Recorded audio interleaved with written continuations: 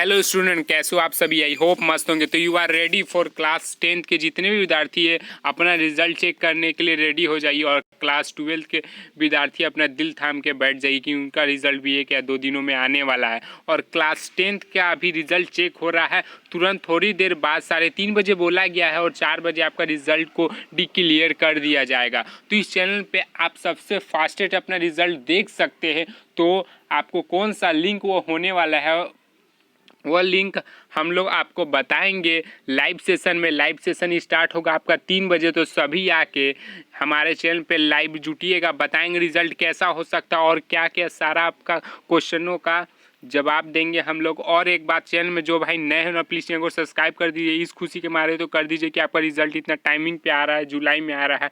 तो चैनल को सब्सक्राइब करके लाइक कर दीजिए। ज़्यादा से ज़्यादा इस वीडियो को दोस्तों में शेयर कीजिए। वीडियो थोड़ा सा लंबा वीडियो नहीं होने वाला, इतने मैं बताना चाहता हूँ। आपका रिजल्ट तुरंत ही निकलने वाला। ज़्यादा से ज़्यादा दोस्तों को आप शेयर कीजिए।